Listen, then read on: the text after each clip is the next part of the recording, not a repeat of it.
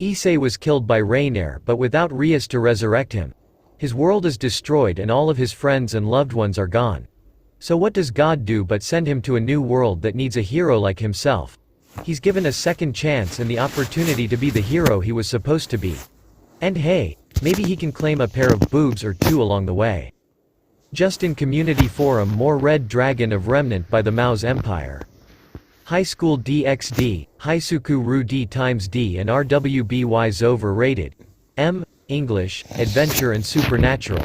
H. Issei, Diedrich, Words, 51k plus, Faves. 1k plus, Follows. 1k plus, Published, April 18, 2020 Updated. October 10, 2021 1239 Chapter 1. Prologue. Yeah. So this became a requested thing. Highly requested. So, with the excuse, here's the prologue. Enjoy. Issei had planned everything. From the moment he arrived to the moment he would awake the next morning. His date with Yuma was his first ever and he didn't want to disappoint by showing his lack of experience in the area. He looked up several articles on where to take her, consulted the lover's manual on what to talk about and flirt. He even took an idea for his outfit from one of those cheesy high school romance movies. He just didn't want to screw it up. Not when this girl had gone out of her way to ask him out. The brunette wouldn't call himself popular. No, he was far from it. He was as unpopular and disliked as any person could be. And who could blame him? He was a pervert, a big tit-loving pervert. Outcast at school with two other perverts to call friends. He was beaten daily by the kendo club for spying on them, avoided like the plague, and criticized in everything he did. Hell, his parents constantly reminded him that they wished for another child. But now that he had Yuma, maybe that could change. He could take a chance ogling only at her. She didn't seem to mind by the way she flaunted her assets throughout the date, whether purposeful or not. Hopefully his parents would approve as well. School life would improve since he would no longer peak.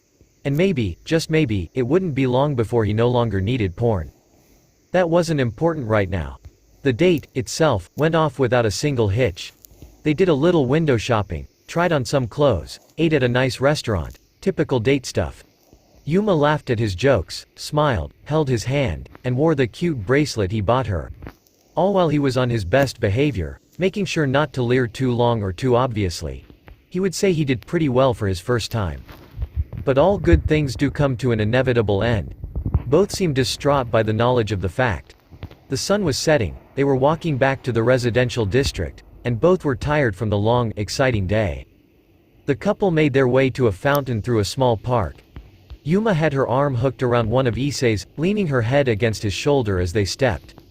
Issei felt content having knocked off plenty cliché date moments from his bucket list. This, however, was the best so far. But as they grew closer, his girlfriend relinquished the appendage, much to the boy's dismay, and skipped ahead before spinning on her heel back towards him. Issei, I had a great time today, Yuma said cheerfully. Her smile was bright and her eyes were squinted in glee. It was so much fun. Issei smiled back bashful.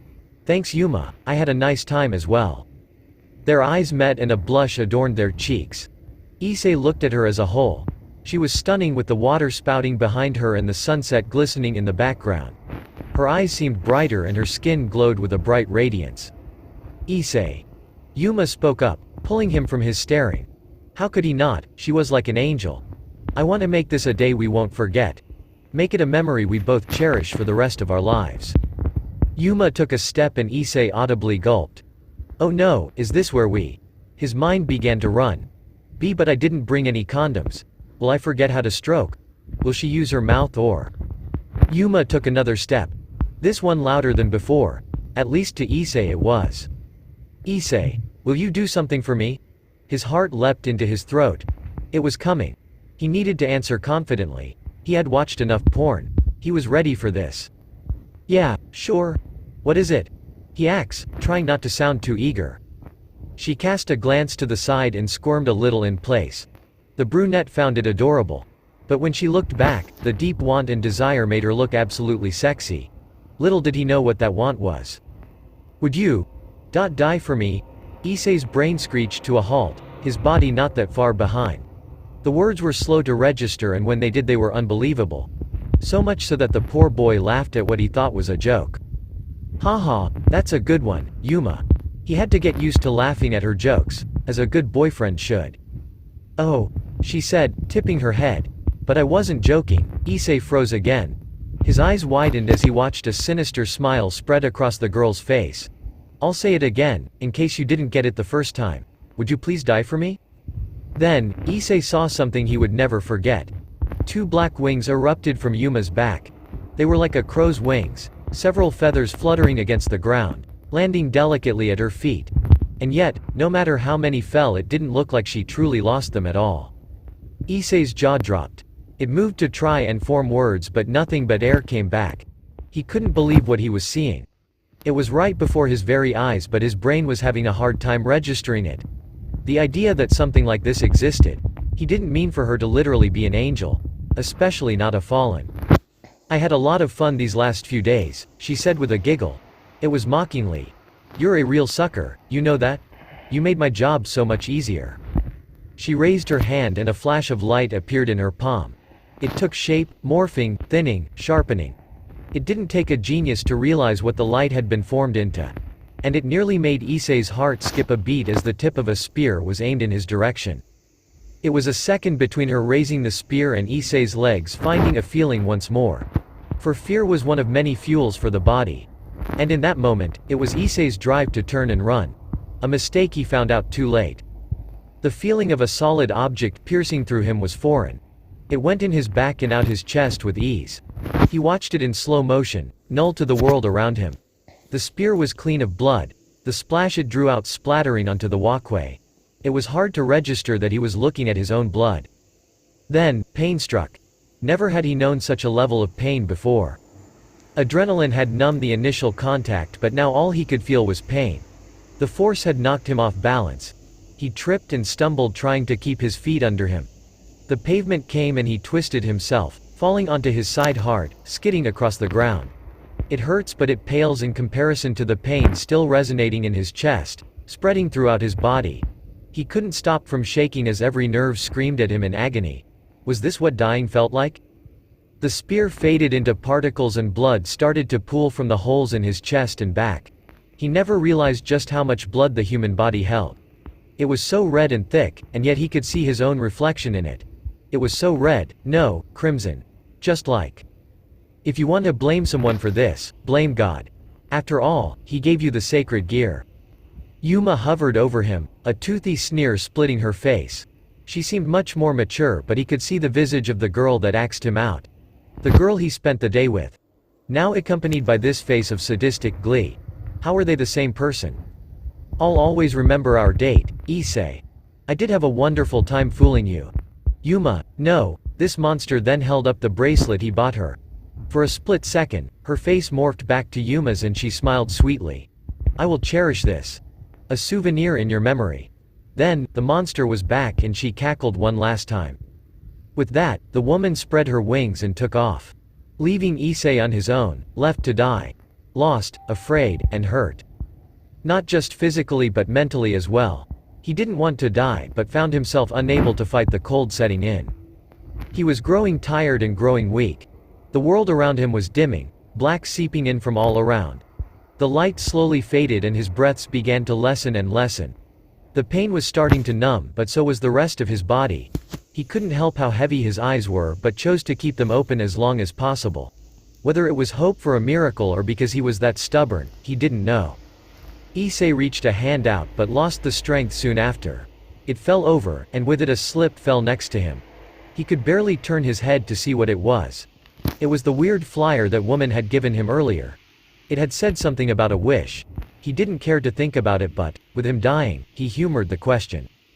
What did he want? Red? No, crimson flashed before his eyes. If only he could see the beautiful sight that was Rias Gremory's boobs. He used what little strength remained to reach for the paper. 3 inches. 2 inches. 1. Flash. XOXOXOX. Gasp. Issei's eyes shot open and he gulped in the biggest breath he ever had. His eyes bounced around but couldn't land on anything in particular. The boy saw nothing around him. He felt nothing, nor could he hear anything. There were no signs of life, or even material for that matter. There was just Nothing surrounding him, let alone anyone. There was only the endless abyss with him just floating around inside of it. An empty void of black mass, and he couldn't be sure if it was because there wasn't any light specifically where he was. Or if there wasn't any to begin with. Slowly, it dawned on him. He had died not too long ago. He tried to reach for that piece of paper but was unsure if he had actually reached it or not.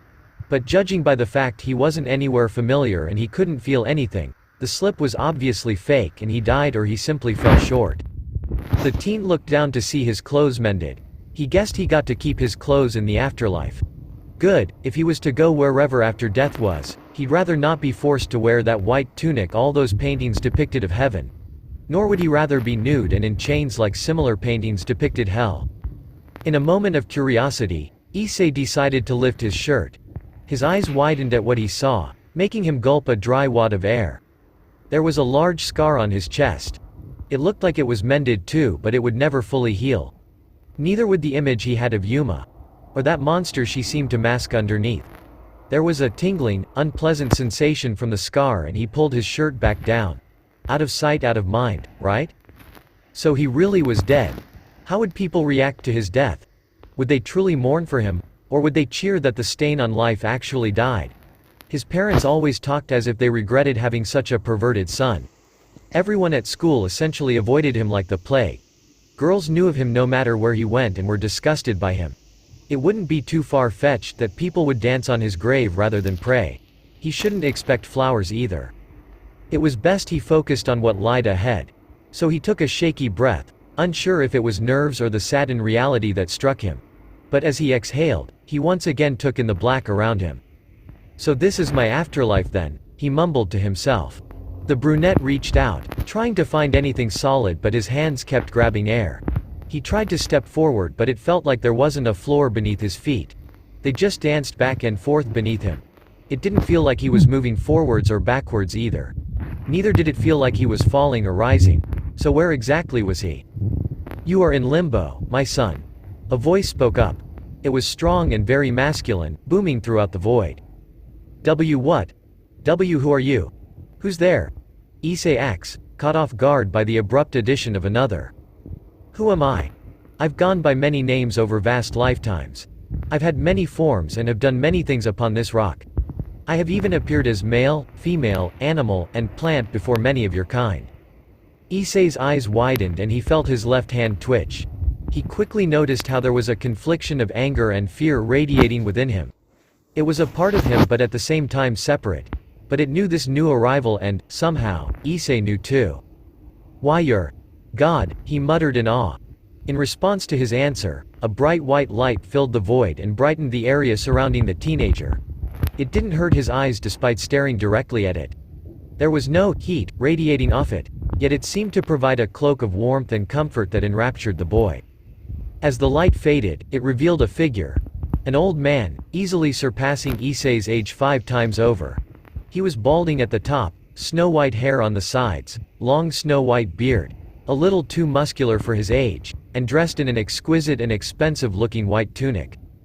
For a child of Japanese descent to know of me, that is very good and makes things much easier. Issei couldn't help being in awe at the power radiating from the being before him. He still found his mouth functioning and words flowed without much thought. Yeah, my old friend, Irina, was a strong follower of the Christian religion. She made sure I knew of your work too. Ah, yes, Irina Shidu. Very good, very good. I can cut to the chase without explaining who I am. You have died, Issei Hyodo. This confused the boy and his eyebrows knitted to reflect that. But didn't you say that I didn't die?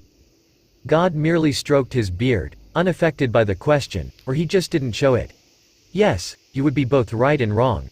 You died, but you aren't dead. Issei blinked twice. That makes no sense, Your Holiness. To a mere mortal no, but to us gods, it is a thing we've come to know of and prepare for. Wait, gods? As in more than one? Yes, but don't worry about such things. We have much to discuss and little time to discuss them. Issei shut his mouth. If what God was saying was true, he was somehow still alive. He was dead, but wasn't dead. Didn't that mean he was alive, and not alive? Whatever that meant, it was obvious he wasn't here to idly chat. Especially if the urgency in his tone was anything to go off of. Now, to start off, the world you have known, my dear eyes, has ended. There was a long pause. God was surprisingly patient as he watched the multitude of emotions dance across the boy's face. Confusion, disbelief, anger, sadness, back to confusion, then shock. What? Wait a minute. Ended? What do you mean it ended? God nodded his head, understanding of the child's outburst. I am afraid your world has, in every sense of the word, ended, my child.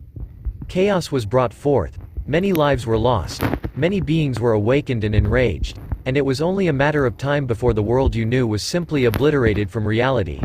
Without you, it was only a matter of time before such rifts of reality were torn open and the world was driven to its demise. What? But how? What would I have done that kept the world together? More than you could have ever imagined. All for the people you love, and tits. Lots and lots of tits. God had spoken with an insurmountable amount of pride. For the first sentence. The rest, however. Issei couldn't believe the words coming from the God's mouth. God, the one and only. Well, not so much one and only anymore. But still, he was the Almighty. After all, he survived the destruction of his world. I really saved my world simply for tits? And for the life of your family, friends, and the people you swore to protect. Several times, actually. It was awe-inspiring but mentally scarring.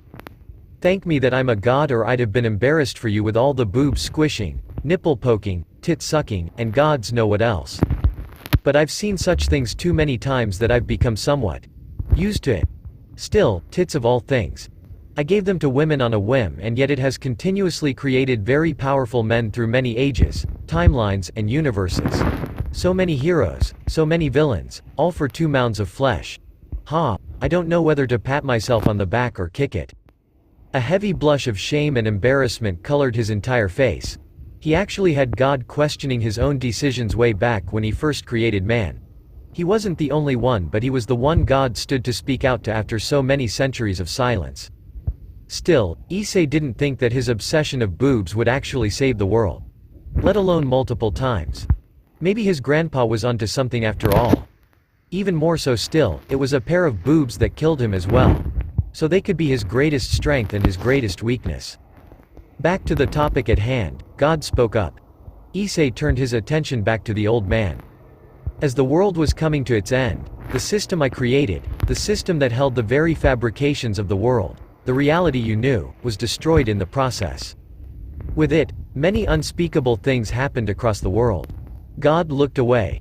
His eyes were clouded with pain and regret, guilt and sorrow. He was mourning, that which he created was no more. All because what he created destroyed what he created.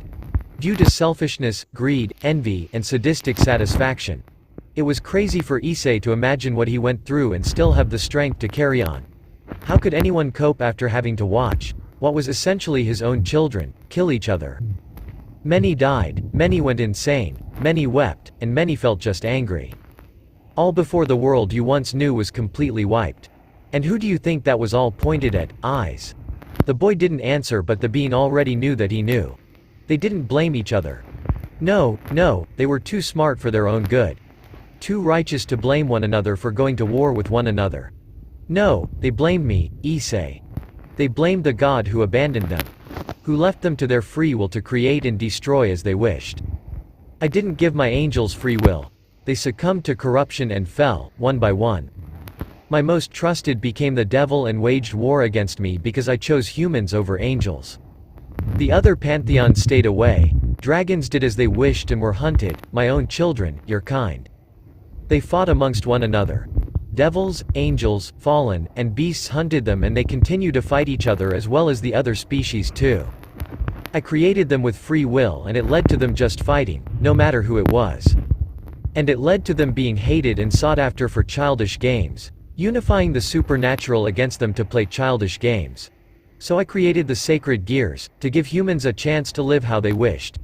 To try and hold that freedom I dreamed of. And look how that turned out. My greatest project, my greatest achievement, the very things and people I loved, turned against one another and eventually killed everything I created. Every little thing. The teen noticed something appear in the old man's hands. A doll, burned and blackened. He watched the god rub his affectionately over it. as if it was his own daughter that once held the plush toy. And, in one way or another, it was. He was mourning. He then remembered God's words and how they reminded him of Yuma and her final words to him. "Wait, Yuma, my girlfriend." She was no such thing, Issei. The toy disappeared and the being turned back to the boy. His eyes were hard, no longer carrying the sadness from a few moments ago. She was a fallen angel sent to kill you and another. She tricked you, gained your trust, toyed with you, wrapped you around her finger, and ended you. Issei swallowed a lump in his throat. The words rang in his head, but he pushed them out in favor of a bigger question. What happened to her? God sighed, exhaustion marring his face. She was stripped of her powers for disobeying direct orders from her leader. Her wings were ripped off, her magic sealed, and she was reduced to a mere human. She was punished by becoming that which she hated, used, and abused. Fitting in my opinion. Issei felt his blood run ice cold. Had he really been that important? She was essentially stripped of who she was as a person. Yuma or not, to be stripped of something that defined her. Issei couldn't imagine the thought of losing all of which she had when she was born. Losing her wings, her powers, essentially becoming like him. He hated feeling useless, so he couldn't fathom being useful to becoming nothing. But as I have stated, we shouldn't worry about that world. Your world is gone, stripped from the face of reality. Many gods have fled, others dead amongst those of that world. It is gone. What of the other gods in my world? The ones who ran, surely even they. God raised his hand. Wherever they have gone, I do not know. There are millions, billions, even trillions of other worlds. The odds of finding them are extremely slim due to the fact the world they once inhabited no longer exists. Now, they hope to find others, to rebuild, to try and find a new life. And we still have much to discuss about the next steps for you, Issei. Ah, yes, I'm sorry to ask so many questions. Issei bowed his head and the old man nodded in acceptance. Now, the reason you are here is due to the troubles another world faces. Very similar to what yours had gone through, in fact. Issei looked perplexed, but God continued to clarify. You see, this world has been plagued by creatures known as Grimm. The Grimm have hunted and killed humans, not as a need to feed but merely out of instinct and order. Order? How is any of that order? Have humans ever seen eye to eye in your world? Issei paused and gained a troubled look. It was an easy answer. No, I wouldn't say so. We still have. We had wars and problems amongst one another despite the want for peace. This world shares similar issues. The Grimm were created by one of the gods who ruled it, in an attempt to bring mankind together. It was the common ploy of creating a common enemy to unite the people. It did not, and humanity continues to fight amongst itself over the same trivial matters your kind had. Wait, this world wasn't created by you? Issei asks. No, it wasn't. There are many primordial gods such as I who have created worlds and have taken their attempts at creating humanity. This one is still relatively new, made by two gods. Two. Yes, twin brothers actually, God answered with a head nod. Similar to me, they spoke and communicated with the humans in the beginning. However, they were much closer and face to face with humanity. They gifted them magic, knowledge, and wisdom when asked. Until an incident drove the two sides apart. God had a reminiscing look. He remembered something from his past. His lips thinned, the wrinkles on his forehead creased, and his eyebrows furrowed deeply. It was obvious to Issei that it wasn't a pleasant memory. Humanity eventually turned on the brothers. The two made mistake after mistake and it led to humanity's distrust in them.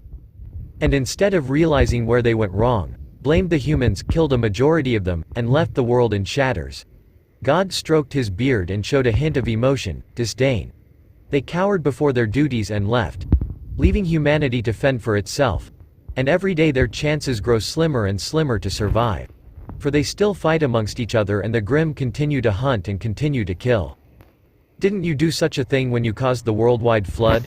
Grimm aside, you took out a majority of life on Earth. And when humans turned on you, and killed your son, you stopped communicating with them directly. God turned to the brunette. His old, pale blue eyes narrowed in a piercing glare, aimed through the boy. It made Issei want to take back what he said and crawl into a hole to try and hide. But with there being only the black of the abyss, he was left to float under the powerful gaze of a god who could easily kill him. Or leave him dead. However, being dead and not dead worked. Eventually, God relented and sighed. Yes, that is true. Your knowledge seems quite adverse in my religion. My friend made sure of that, Issei stated dryly. He remembered the constant Bible studies Irina put him through. He wished to have some of his childhood back but was also thankful for the information now that it was actually paying dividends. Who knew that he would actually be able to talk to God about his history? You'd be correct in your words, Issei. I abandoned my people, killed them countless times, never once intervening to create peace nor find a compromise. I left them to their own devices and it created wars, mass homicides, even genocide in some cases. And, now, complete and utter annihilation. All for what? Power, money, fame, just because they could. This is the biggest mistake I've made so far. With so many leading up to it. I couldn't even create angels without the ability to create and cause war. I inadvertently created devils and vile humans with no shred of humanity within them. I am indeed a failure of a god if what I sought for never even had a chance. Now Issei felt bad. Had he really just made God depressed? Irina might have killed him for that if he was still alive. The dark cloud forming over his head was an obvious indication that he was ashamed of his mistakes. After all, he created such a world, created life, created beauty. But he also created that same life that grew corrupted, that grew envious, that grew angry, jealous, disgusted, vile, and evil. It wasn't his fault per se, but to watch what he loved destroy each other and wipe all that he created from reality, God wouldn't blame anyone but himself. In his mind, it was his carelessness, lack of effort, and hope that things would work themselves out that caused this. Issei felt sorry for God. He wondered if it was a sin to take pity on the Supreme Being. Despite all that was depicted of him in the Bible, God didn't seem as jealous and unforgiving as depicted. Then again, he lost everything he worked for. So maybe it was the freshness of such a thing that left the old man so distraught. Then again, Issei didn't know exactly how time worked wherever he was. Still, time was against him, if God's words rang true. Hey, mistakes happen. I'm to assume this is why you're intervening with the twin gods? The cloud disappeared and God seemed to take a calming breath. He straightened back to full height and the fog in his eyes cleared. Issei's attempt to take his mind off of Earth seemed to have worked. Yes, you are indeed correct. I wish for these two not to make the same mistakes as I and for their world to not succumb to the chaos as yours had. Issei nodded his head. So God really could be sympathetic and forgiving. I see. But that doesn't explain why you need me. The old man stepped towards the boy. Issei stiffened but held his ground, keeping his eyes locked on the gods. Not like he could actually move though. God raised one lone finger and tapped the brunette's left hand. Flash. A shine of green blinded Issei momentarily. His hand grew heavier and the sound of metal clattering drew his attention back to it. When he looked down, his eyes widened at the red gauntlet that covered his arm, reaching up to his elbow. Issei thought it looked of a reptilian style, the metal pieces reminding him of scales, and the tips sharpened like that of claws. Two yellow spikes jutted out at the end and a large emerald jewel sat on the back of his hand, glowing ominously with symbols and shapes of ember dancing within it. The power it exuded was far beyond anything Issei could fathom. What is this? He asked, still coming to terms that this thing was attached to his arm. He could feel it radiating an ancient power, how he knew he was unsure of. It felt like the same power from earlier when God arrived, but it was much more potent now that it was in a physical form. That, Issei, is your sacred gear. The boosted gear to be precise. One of my more powerful and proudest creations. It has the power to double the user's strength every 10 seconds and it is also said to be so powerful that you could kill a god. Issei looked back at the Lord. Kill a god, he choked out. God nodded his head. If you grow to become strong enough, and wish for it, yes. I took every precaution to make sure my children could protect themselves from any threat, including ones like myself. The grim tone the being used made Issei wary. Had such a situation already transpired? Where a human had to kill a god? Issei didn't know if he had it in him to kill anyone, let alone a being as powerful as a god. The sheer thought that he could achieve such a feat, it scared him. But it also excited him at the sheer thought he had that kind of potential. To become that strong. Strong enough to rival what he considered practically immortal. Well, used to. Not anymore since God just told him gods could die. And at the hands of a human. Issei clenched and unclenched his fist. He could become that strong. With such a weapon, his doubts subsided just a fraction. He didn't know he had such a kick-ass gear at his disposal. He could actually understand a fear of wanting him dead if he could essentially become a god. His world was gone due to him being weak, but God was giving him another chance. Another opportunity to save another world. Could he do it? He didn't know. But he wasn't brought here to doubt and question. God believed in him, so he had to too. For the sake of this new world. He obviously had the capacity to do so, or God wouldn't have brought him back-ish. Hey, it sounded like he was the protagonist of one of those isekai anime. Or even a main character in a video game. He wondered if there was a princess to save. Or a possible harem to form. Maybe they will all have big boobs too. And if he saved one, she would let him squeeze and suck on her milk makers. Crack. A shiver ran down the boy's spine and he went stiff as a board. Images of Raynare clouded his mind and he shook his head at the thought of that malicious grin. The spear in her hands leaving and impaling him once more. The scar began to burn and his hands shook. No, she was dead. Yes, she was dead. He, on the other hand, was somehow still alive and would be going to a new world. One he would save. He couldn't allow his past to haunt him. Not when so many lives would depend on him. Meaning he had to keep a level head. Issei willed himself to stop shaking and drew his hand into a fist of resolved determination. He looked up at God, meeting those icy blue eyes with renowned vigor. So what will I do once I bring everyone together? God smiled for the first time. It wasn't like his rueful smiles or saddened ones of remorse. This one was true and shined like 1,000 suns. It was one of pride in Issei.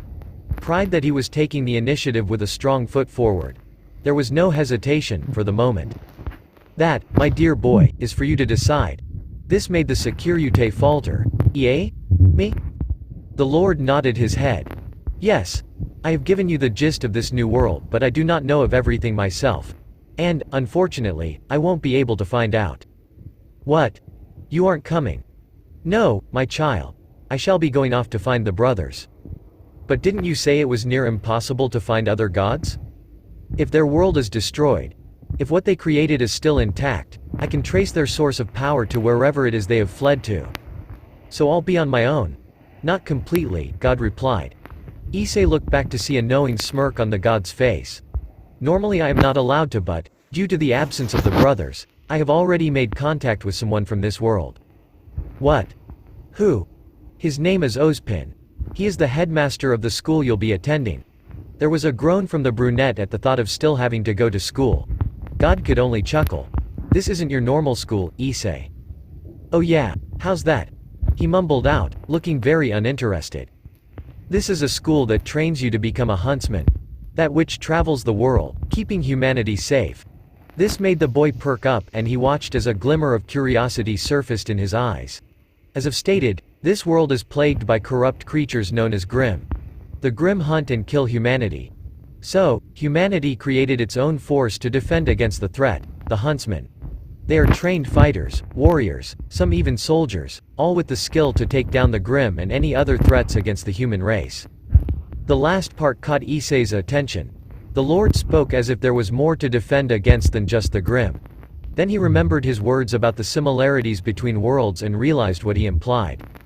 So, I would have to fight humans as well? God's lips thinned and he nodded. Unfortunately. And there are other threats that you will find out about soon enough. Issei closed his eyes and took another breath. He had a lot on his plate it seemed, and the more they spoke the more he felt he would become overwhelmed. It was already a lot, and he was still coming to terms that his world had been destroyed. His parents. His friends. The people he would have saved if he wasn't so weak. It was still a raw mark, but it seemed he didn't even have time to properly mourn. All he could do now was prevent it from happening to this new world. There would be adjusting and a lot of learning. Plus he had to train, heavily, if he was to even have a chance. He had new lives to save, a second chance to become the hero he was destined to be. Even without God, he would have to grow strong enough to save these people. Somehow. Is there anything else I should know? As I've stated, my knowledge of this world is limited. Ozpin will fill you in on everything else that you would need to know and assure your enrollment into the school. There, you'll be trained and prepare for the inevitable. However, I will advise this. Issei's eyes narrowed. The seriousness in God's voice had increased. Judging by the tension, Issei could tell this was more of a warning than mere advice. Do not trust anyone blindly. Not even Ozpin. This caught Issei off guard. But you. He was merely the easiest to talk to due to some interesting events I came to discover about him. I don't fully trust him, and neither should you. Find out everything you can about this world and find your own conclusion. Do not let anyone make it for you. Yes, I understand. Good. You won't have me at your side, eyes. I'll talk to you when I can, but I must put a lot of focus into finding the brothers. God came forward and placed a strong hand on the Securute's shoulder. I believe in you, Issei. You may not have been able to save your world, but you can save this one. I know it. Issei looked up and met the Lord's gaze. It was firm, reassuring, and confident. To have such a being believe in him so strongly, Issei felt that he could really do it. He had to believe in himself. To make up for his blunder. This was his redemption. He didn't have the chance to be the hero of his world. But he'd be damned if he didn't save this one. He knew no one, had no family, no friends, but people were counting on him. Even if they didn't know it. And he wouldn't let them down. After taking another deep inhale, Issei clenched his armored hand into a fist. The green gem glowed brightly, feeding off his flux of emotions, responding in kind. He never felt more ready, adrenaline fueling through him. The teen released a sigh. Okay, I'm ready.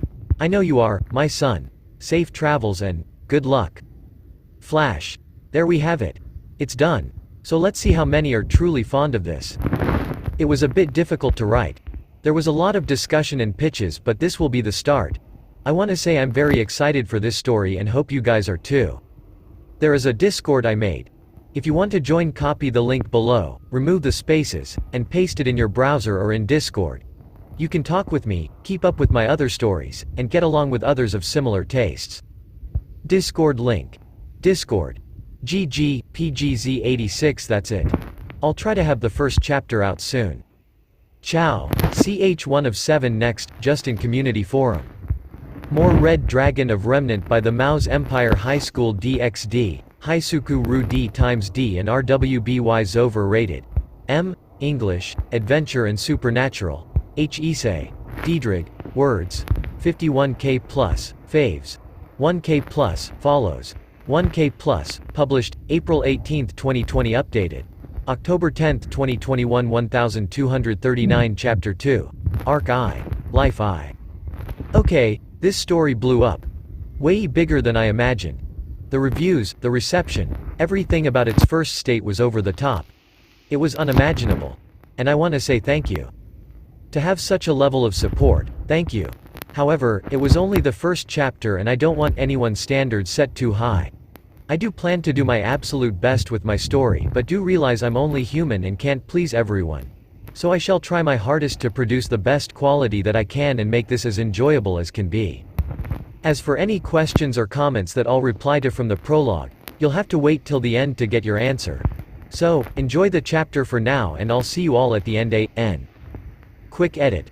For those who want to join the Discord but couldn't because of the old Discord link, here's a new one that should work. Discord. GG, 3 nanojoules 9 BJE. Remove the spaces and you're good to go. Shit. The brunette hissed his distress as he jumped to the left, dodging the incoming claw strike from the Grim, landing unceremoniously on his side. Adrenaline fueled him as he rolled over, narrowly avoiding the follow-up pounce from the beast, tossing up smoke to mask his vision. The Grim was wolf-like, its fur black as the very abyss he had come from, with eyes as red as blood. It stood on 4 legs with razor-sharp claws primed for ripping and tearing. Armor-like bones were scattered across its body and sharp protrusions were littered across, making it hard for Issei to attempt at landing a blow to retaliate. It used its entire body in the fight, making use of each and every limb, point, tooth, and claw to try and kill the teen. He had to find a way to get away or defeat the damn thing, but no opportunity presented itself for him either. Damn. How could God screw up the teleportation this bad? Issei thought to himself as he rose his gauntlet hand to deflect another claw strike.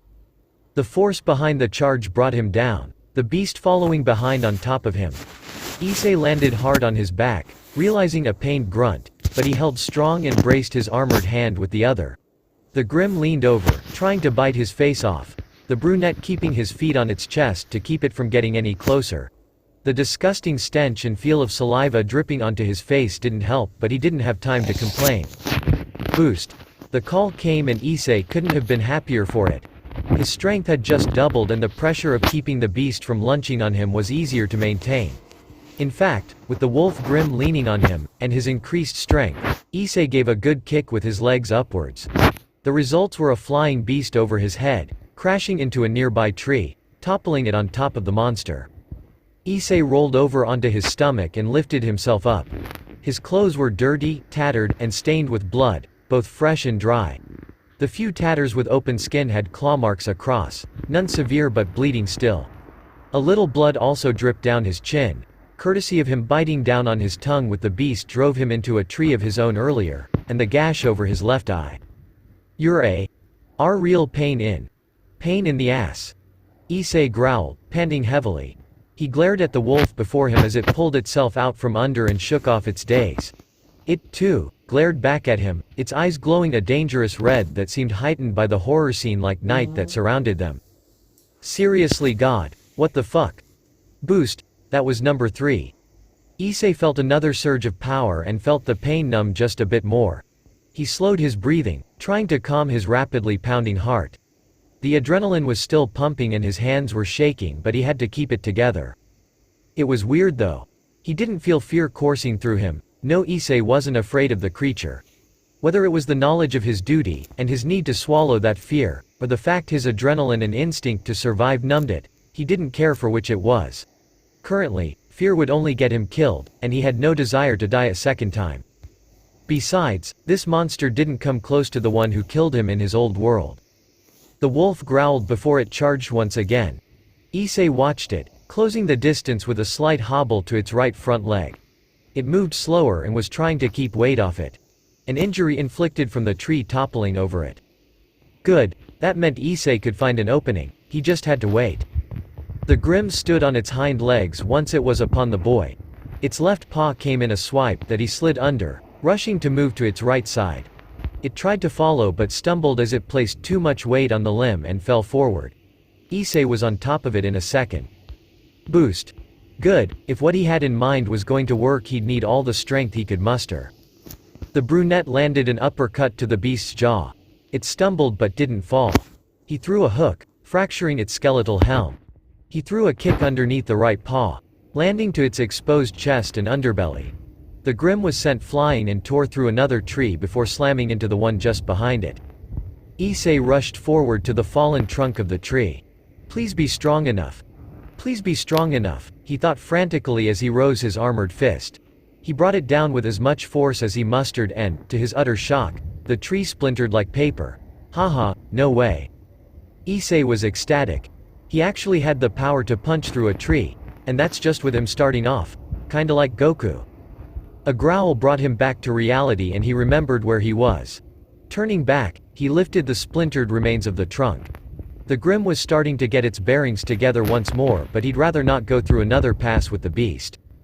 Issei charged forward, holding the splintered end towards the beast. He didn't know what kind of luck he had as the Grim stood on its hind legs and released a howl. It didn't impede him as he drove the trunk into the beast's open underbelly and shoved it back into the tree. It screeched in pain, but Issei paid no heed. He had to kill this thing. It roared in pain and scratched at the trunk, trying to reach the brunette. Issei dug his heels in, pushing with all his might as the sharp points dug deeper, forcing howls of pain from the beast as it continued to drag its claws across the wood, pulling splinters and chunks of bark.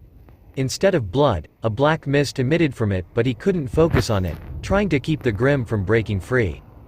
The teen could still feel his hands shaking. There was still a gnawing feeling in the back of his mind. He was killing another living creature. It hadn't dawned on him until this very moment, but he was actually killing this creature. Evil or not, it was still an animal that lived and maybe breathed. Whatever, it moved, it fought, it was somewhat alive. And he was taking that life. But this was what he had to do. At the end of the day, these things threatened and killed people. One way or another, he would have to kill them. God told him that they would keep coming and they would keep killing. This is what he had to do. Or, at least, that's what he had to keep telling himself. The monster kept clawing and screeching in pain. The strategy seemed good, but it obviously wasn't quick and nowhere near painless. He still had to find help, and he would rather not have to fight another of these things. Issei had to end the fight fast, or he may find himself in more trouble. The boy looked down at the boosted gear, the gem glistening despite the lack of light. He took note of the sharp clawed tips. He looked back at the Grim. It was still fighting, still clawing, biting at the air to try and reach him. The trunk was going to split from the lack of strength in its center as it ripped and tore more and more chunks of bark. Issei looked between the claw and the Grim once more. Crack. The trunk gave way and split into two halves with a torrent of splinters and chunks of wood flying everywhere. Issei was already pressing forward and carried the tension in his legs into a new momentum as he surged forward. The beast was falling, but, before its paws could hit the ground, Issei was in front of it. For a moment, glowing red met a more ominous glowing green. It was only a mere second before Issei dug his gauntlet through the Grim's chest, right where its heart should have been, gauntlet piercing through the other side. His guess of its vital point was accurate when it fell forward, collapsing over him, and its body falling limp on its new mount. It was dead. To his surprise, the Grim began to disintegrate before his eyes. Black particles, almost like a mist, covered the beast's body from head to toe before vanishing as if it was never there. No traces. No blood, no limbs, no claws, not even a single bone. Nothing. These creatures really were different. It was like they were add-ons straight out of a video game. Except they didn't drop loot. But it made for one hell of a level up. And even more of an experience booster. However, this was real life and not a video game. He had one life and many people were counting on him. Not NPCs. Real people. As much as he wanted to relish in his first win, Issei knew it was just a stepping stone. One of many he would have to fight for. One of many he would need to take, and one of many he would continue to take. A flash of black feathers filled his vision. His fist tightened and his blood began to boil. Trust no one, God told him. Find his own answers. Those words, still lingering in his ears. It was still a lot to take in, and he was thrown out of the frying pan and into the fire. He wouldn't be weak again. He wouldn't die without cause again. He wouldn't fail the world a second time. Rustle. Issei turned to see a bush shaking violently. Rustle. Rustle. Two more at both sides began to mimic the first. Rustle. Rustle. Rustle. It wasn't long before the entire brush was shaking. And it didn't take but a few more seconds before the sources made themselves visible. 6 more wolf-like Grim appeared. All as large and as dangerous as the first. Issei clicked his teeth as the final moments played back in his mind. All of those howls of pain and agony. It wasn't just for that, it was to call for help. So these things traveled in packs. Great, just fucking great. Issei was barely able to handle one. 6 was like someone turning up the difficulty level to impossible. He was still injured and there were no signs of any kind of backup arriving. If he even had any to begin with. This Ozpin guy was a headmaster. What reason would he have to be in the woods? How could this situation get any worse? Reset. Suddenly, all the strength left him as soon as the word boomed throughout the clearing. His legs turned to jelly and immediately gave out as he collapsed to the ground. His hands could barely move but were just in time to break his fall. The impossible difficulty was yanked up another notch. Now he was outnumbered and out of energy. He just had to axe. Ha! The dumb cliché from those cartoons bit him in the ass. He was just starting and the world was already hellbent on killing him. Maybe he was cursed. The monsters charged forward, all focused on him. Fangs bared and the lust for blood lighting their eyes in the night. Issei shut his eyes, cursing himself for being weak. The Grim were upon him in seconds. The closest one pounced, claws ready to tear into him. He shut his eyes and prepared for the inevitable pain to follow. But it never came. No pain, no biting, no ripping, no shredding. There was an itch on his ass cheek but nothing life-altering. Issei decided to spare a glance. Maybe the Grim decided he wasn't worth it. But no, that wasn't the case. The moment he could see clearly, his eyes bulged to full-size dinner plates. One of the wolves was directly in front of him, its claws literally inches away from his eyes. It was going to gouge his eyes out. That was so not cool. At least he tried to end their brethren quickly. But it seemed they wanted him to suffer and writhe in pain as they killed him. Yeah, dying definitely wasn't an option. Still, why were they just? Wait, they're floating. Honestly, I can never understand how Ozpin does these things. A new voice entered the fray. Someone was actually here. Was he saved? The brunette got to watch as a purple glow enveloped the wolves before collapsing inward on them, crushing them until there was literally nothing. Once again, no blood, no spill, and not even the dark mist this time. Issei dragged his hands under him. The strain on his exhausted body was already hard enough, yet he had to come face to face with the person who just saved him. They mentioned Ozpin, so it must have been an ally. And a strong one at that, with how easily she disposed of those Grimm. An audible grunt escaped him as he drugged himself around. Just enough to see who the person was. Black was starting to seep in around him, his body begging to shut down. It was a sheer will of the mind that was still keeping him awake. Something reinforced when he failed to reach that paper back in his world. A failure he took to heart, and a will he would mold into steel. You shouldn't strain yourself, child. Any more and you'll just make more work for the nurses, the voice chastised. It was feminine and very firm. Actually, it was quite stern. Suddenly, a weightless feeling took over as Issei felt himself lifted from the ground. He would have been amazed if it wasn't for his exhaustion and the sharp green eyes he came face to face with. For such a bright and lively color, they were as cold as ice. Issei could actually feel his body stiffening, but it seemed that was the last straw. It was but a moment later that his body gave out and completely shut down. He fell limp, the world falling to darkness and the woman's voice becoming no more than muffled incoherence. XOXOXOX Issei shot up. The first feeling was shock. The second was pain. So he was still alive. Injured, sore, a little hungry, mouth dry as sand, but alive. And judging by the white room and bandages on him, he was in the nurse's office that the scary lady spoke of before he passed out. I must say, taking down a Beowulf with no training whatsoever, Ozpin spoke up from the boy's side. He was in a chair, a cup of coffee in hand.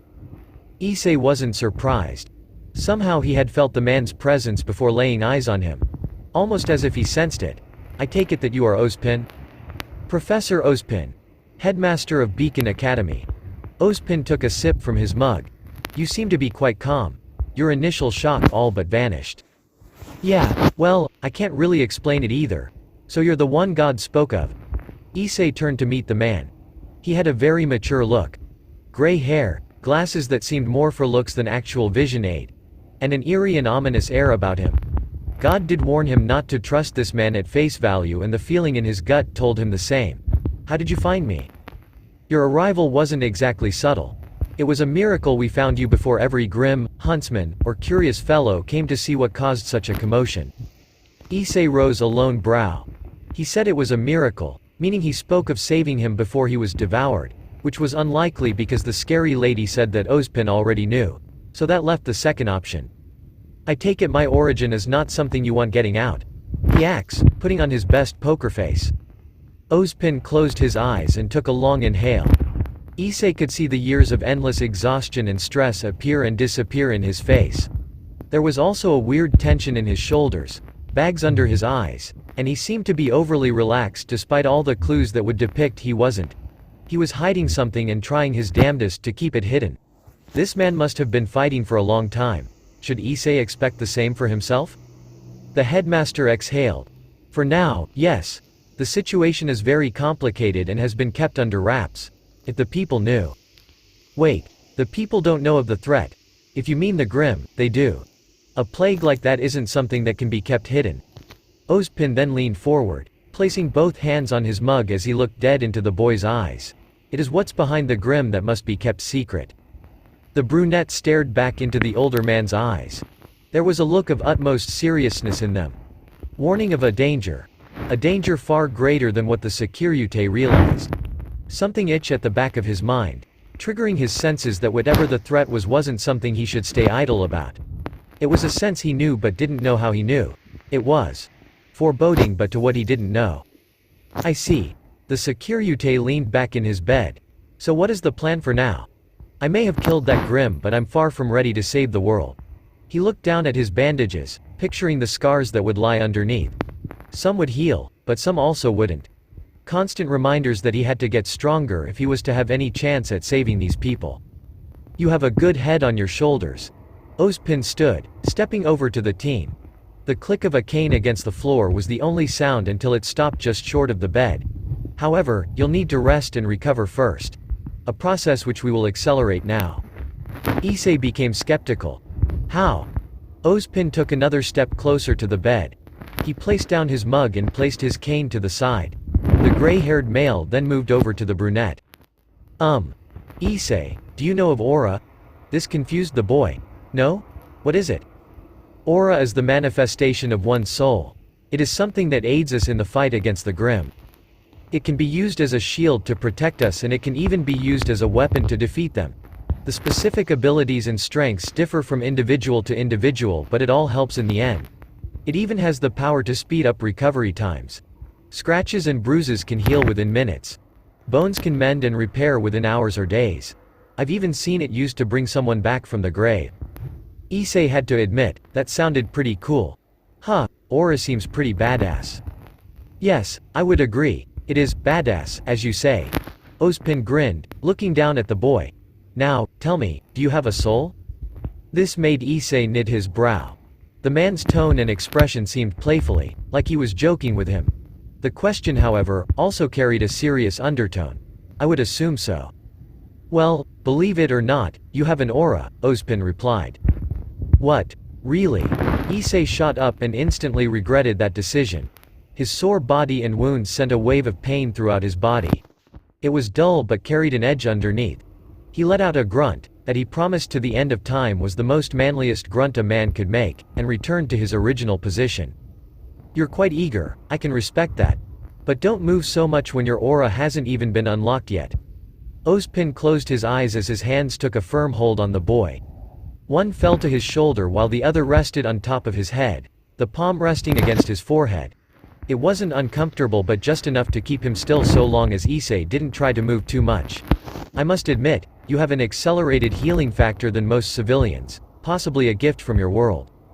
Issei's eyes caught the red shimmer of his boosted gear in the licks of light that broke through the curtains.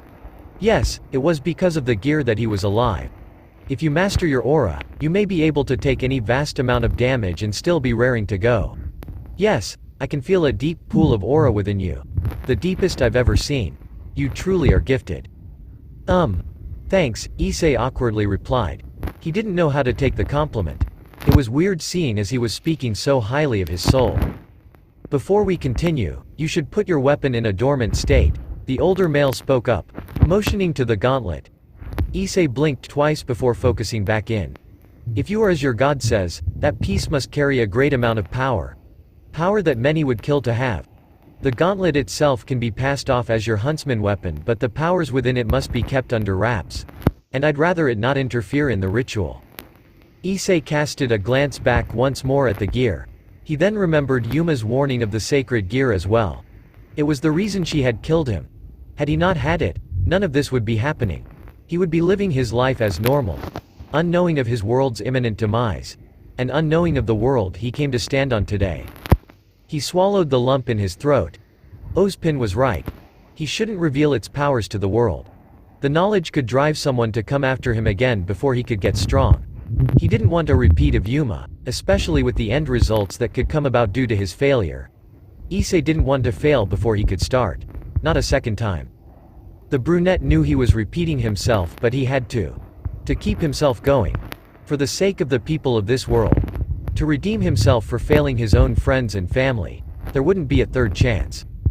For now, he would have to get strong on his own.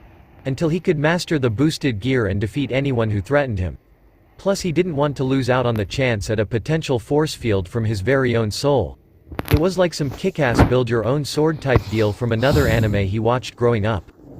Right. I should probably hide it, he muttered, unsure. Yes. I would rather not have multiple reports from teachers of you bringing weapons to class without permission either. Ehehe, yeah, that would be bad. There was an odd, long pause. So long that Ozpin actually removed his hands to look at the boy. Issei looked back, his eye twitching as he tried different hand signs to try and get rid of the gear. So they stared at each other for about 5 more seconds before it became painfully obvious. You don't know how to, do you?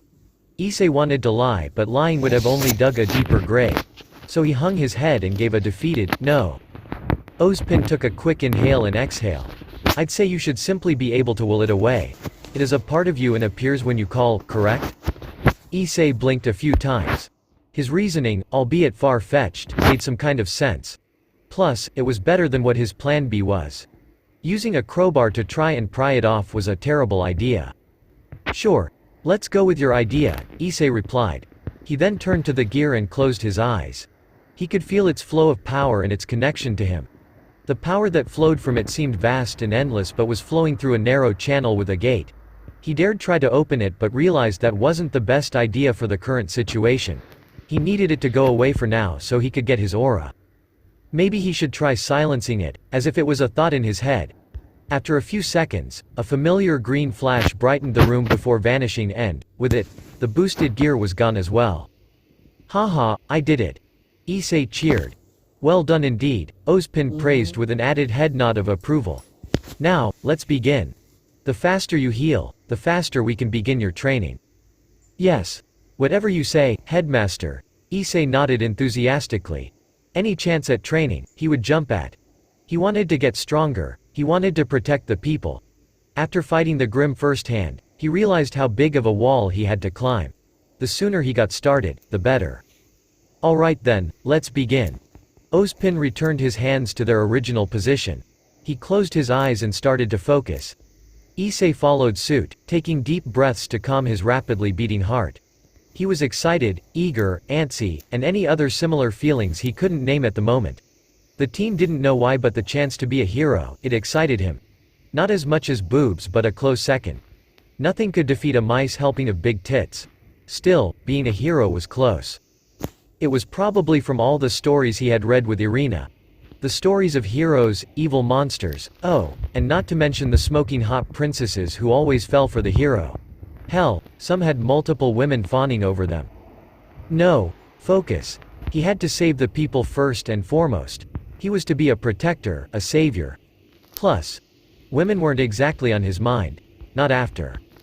I'll always remember our date, Issei. I did have a wonderful time fooling you. I will cherish this. A souvenir in your memory. Yeah. The people, those who couldn't fend for themselves.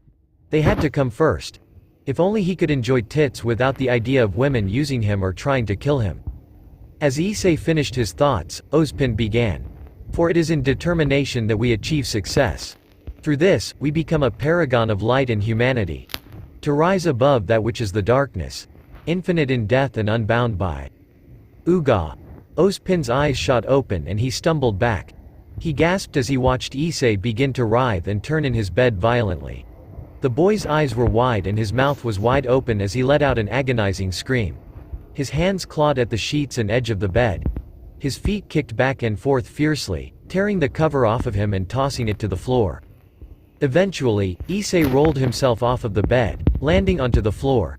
Hard. Medical equipment and glass fell, shattering against the tile floors, shards skidding across the room. Issei didn't care, he clawed, searching for the non-existent object that would cease his suffering. All he could reach was a glass shard and the offering was tempting but for only half a second.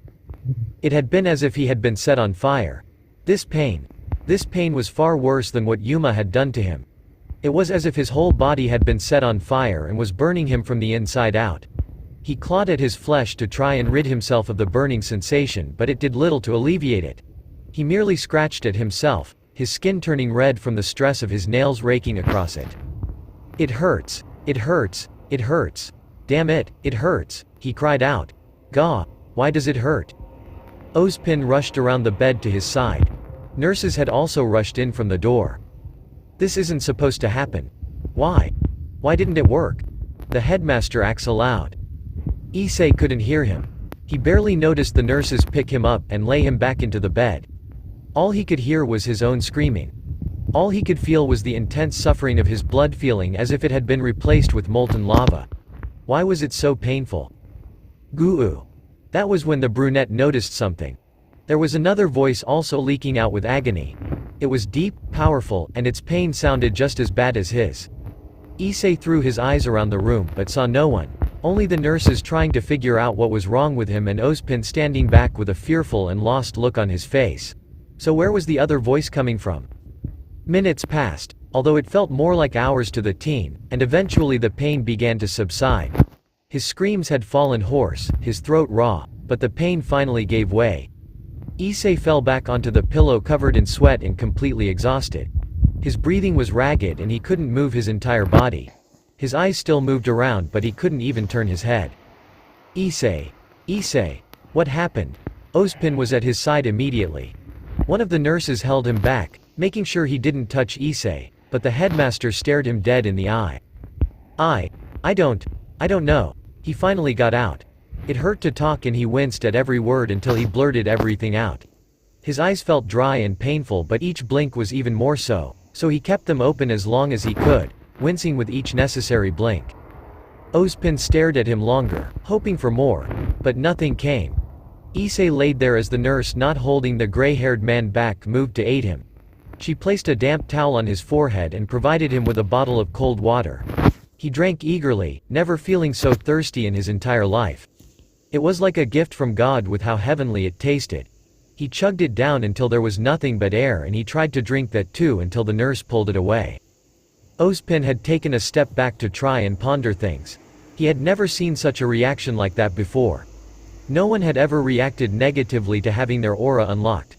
Some merely say they feel a tingling sensation, but to see such a level of pain, it was unheard of, and it threw a wrench into his plans.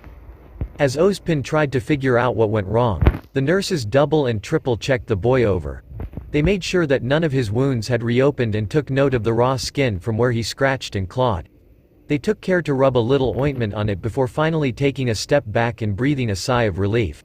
Though they stayed near, just in case. Issei was still trying to figure out where the other screaming had come from. The person sounded like they were directly in his ear, but he couldn't see anyone. It was almost like it was a voice in his head, but the person sounded like someone completely different, completely separate from his body but also not at the same time. Why was it so damn confusing? Was he imagining things? Nothing could ever be easy for him. He was cursed to forever lose and have to start from the bottom. He wanted to be an anime protagonist, but even they had some good luck to help them in the beginning. Where was his? Issei. The Securite turned to the headmaster. What happened? He asked again. I don't know. Issei repeated. He found it a little easier to talk, but it still hurt a bit at the back of his throat. Nothing at all? Nothing that could cause such a reaction? Issei thought to the second voice. He didn't see anyone else screaming and the only other people in the room were too concerned with him and showed no signs of pain. Then, he thought of the boosted gear. The ominous and sort of ancient power it gave off. Was there something more to it? Something that could connect to the other voice? Was it also possible that it was the reason he couldn't unlock his aura? There were too many what-ifs to know for sure and Issei lacked the current brain capacity to do so. He was still in pain and neither the nurses, nor Ozpin, were giving him time and space to think. Do not trust anyone blindly. Not even Ozpin. God's words rang in his head again. Was this one of those moments where he withheld such thoughts? He still had little understanding and could be wrong on his suspicions. He didn't know if the boosted gear was the issue. Nor did he know if the second voice had any connection to it either. It was probably better to say nothing until he had something more concrete. Issei bit the inside of his cheek. It seemed he had much more digging to do. He wished God gave him a beginner's guide to this thing. Out of the frying pan and into the fire never made more sense than now. Issei noticed Ozpin was still waiting on an answer. I don't know what happened. You were doing the ritual and, all of a sudden, I was in pain. No warning or anything. I'm sorry. No, it's my fault. I rushed things and got a bit overzealous. Ozpin was quick to take blame. Something that made Issei feel a little guilty. The headmaster seemed genuinely apologetic and Issei was keeping secrets from him. The man seemed smart enough. It was possible that he could figure out the problem. But Issei still felt something was off about Ozpin. It didn't make him relax around the man, nor trust him until Issei could grasp the situation himself. It would be best if he stayed on his own. Marie, Belle, can you give us a moment? Please. The nurses looked to Issei for confirmation that he was okay. The young man nodded, assuring them that he would be fine for now. They were reluctant but left without a word. Issei couldn't believe women were so nice when they didn't know he was such a pervert. Maybe he really should tone it back if it brought out such a caring nature in the opposite gender. I do apologize for putting you through such a thing, Ozpin spoke up, breaking the teen's train of thoughts. It's nothing, Issei slowly replied. He attempted to clear his throat, but it gave him a light sting of pain in return. I fail to believe that. If such a thing is to cause you this much pain, we may have to postpone your training. No, Issei shouted, trying to sit up in his bed and failing miserably. All he did was throw a hand over and knock the magazine sitting on the table to the floor. Sorry. Forget it. Why are you so adamant to train? Ozpin asked, narrowing his eyes ever so slightly. Issei's face contorted into a grim expression. The vision of his friends, his mother, his father, all of the students and teachers at Kuo, being slaughtered, burned, and killed by God knows what, plaguing his mind. He clenched the sheets into tight fists until his knuckles turned white. God didn't tell you about our world, did he? Issei took painfully slow breaths to calm himself. It seemed there was some bitterness to the reminder his world was gone. But it was that bitterness that could create good. He just had to stay focused. He didn't share much. Just that you were being sent here with a power that could help us. Ozpin sat back in his chair, resting his arms on his thighs had he leaned forward. You weren't skeptical about it? Issei asked, eyes focused on the ceiling. I have been fighting this fight for a long time. I have been lied to, backstabbed, betrayed, sold out, and many other renditions of the word. Your god had a look of utter exhaustion on his face. It was filled with great loss and mourning, as if he lost everything near and dear to him. If I was to doubt him while in such a state of depression, I wouldn't be able to call myself a man. I see. Well, you should understand why I wouldn't want to let him down. That doesn't warrant you trying to kill yourself. Doesn't mean you can stop me. I have to get stronger, at all costs. Those are dangerous words. Ozpin narrowed his eyes. Dangerous ain't the half of it. Issei did the same. The two stared at each other down for a few long seconds. It almost seemed like the boat would tip before it could leave the docks. But the older male eventually sighed in defeat. It seemed he really had a tough one on his hands. Not to say it was bad, but it would definitely be a handful. And, unfortunately, this wasn't something he could dump on Glinda and go enjoy a cup of coffee. However, it was that type of strength and will that they would need to win this war. Ha! Ozpin swore, he was getting too damn old for this.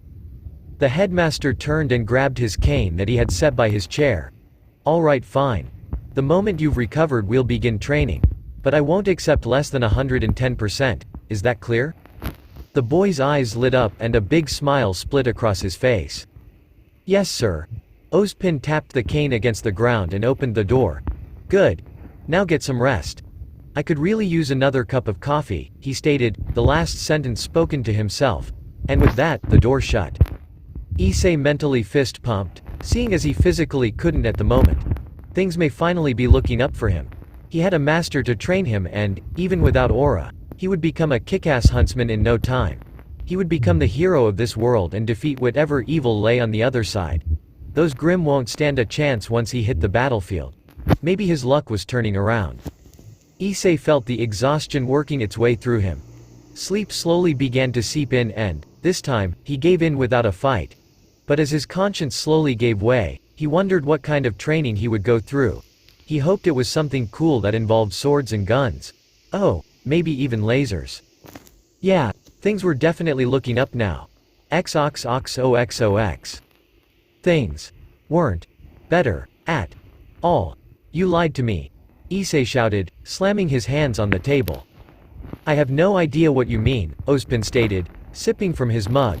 He even sighed happily, having taken the first sip from the fresh cup of coffee. Bullshit. You know exactly what I mean. Language, Mr. Hyodo, another voice joined it. A shiver ran up the brunette's spine, and not the good kind.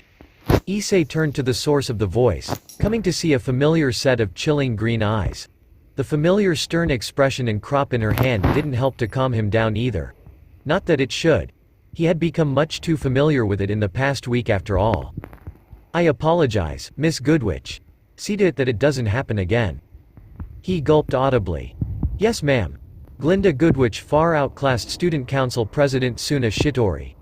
Maybe it was the fact she held an actual writing crop, and made damn good use of it when it came to punishing students. Some liked it, the masochist. Issei was definitely not one of them. Why, oh why, did someone let that be her huntsman weapon of choice? Telekinesis was cool and all, but the crop just had to be her catalyst. Issei swore on his second life. That woman had to be using it for secret BDSM sessions with someone. He could only imagine who the super masochist was. Wait, he was getting off track. Ozpin, he shouted, turning back to the older male. Yes, my boy? He took another sip.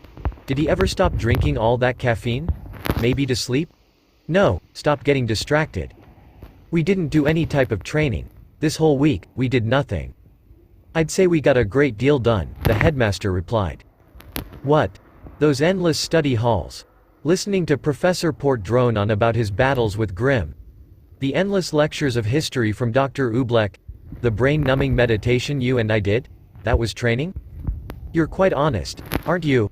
I should say that is very adequate training to catch you up to speed, Ozpin answered, spinning his seat to face the window. You do remember that orientation is today. Yeah, I did. But that still doesn't explain why. You must remember, you only came to this world 7 days ago with no knowledge of it whatsoever. Plus, you were incapacitated for 3 out of those 7 days. In that short amount of time, we had to catch you up to speed as much as possible so that you would be prepared once the school year started. And you'll still need study sessions to keep up once classes begin. Ozpin then turned back and met Issei's gaze with a solid one of his own.